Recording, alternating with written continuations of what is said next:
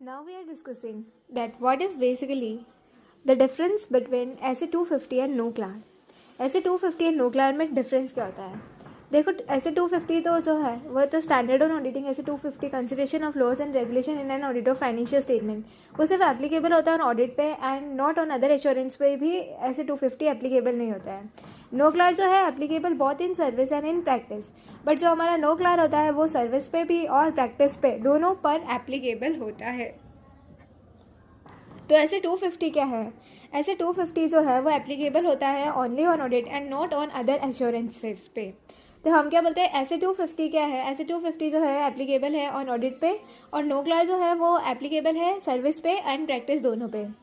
Cover laws having direct effect on amount and disclosure in financial statement. ऐसे 250 उन चीज़ों को, उन लोगों को कवर करता है जिसका डायरेक्ट इफेक्ट होता है amount and disclosure in financial statement में and other law and regulation whose compliance, जिसका कंप्लायंस फंडामेंटल है to the operating aspects of a business.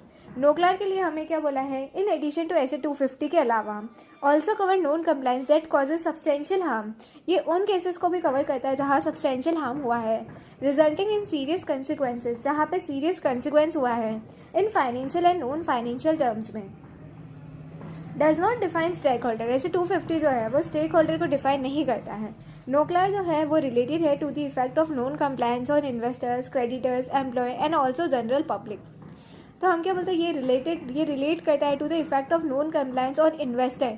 क्या इफेक्ट आएगा नॉन कंप्लायंस का इन्वेस्टर्स पर, क्रेडिटर्स पर, एम्प्लॉयज पर एंड ऑल्सो जनरल पब्लिक. तो हम क्या बोलते हैं, इट डज़ नॉट, ऐसे 250 it does not define, stakeholder को डिफाइन नहीं करता है एंड ये रिलेटेड है to effect of non compliance on investors, creditor, employees and also general public. No such provision for imminent breach of law. ऐसे 250 में कोई प्रोविजन नहीं अगर आपने इमिनेंट ब्रीच किया है लॉ का.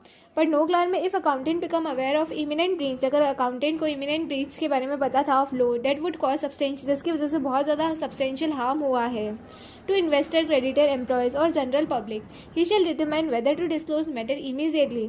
तो उसे देखना होगा क्या मैटर को डिस्क्लोज करने की ज़रूरत है immediately to appropriate authority to prevent और to mitigate consequences of breach, ताकि प्रिवेंट और मिटिगेट किया जाए कोई भी अगर कंसिक्वेंसेज हुआ है ब्रीच का. तो हम क्या बोलते हैं कि क्या बेसिकली हमारा डिफरेंस है ऐसे 250 एंड नो क्लार में. ऐसे 250 सिर्फ और सिर्फ ऑडिट इंगेजमेंट पे लगता है और किसी भी दूसरी इंगेजमेंट पे या एश्योरेंस पे नहीं लगता है. नो क्लार जो है वो एप्लीकेबल होता है सर्विस पे भी और प्रैक्टिस पे भी.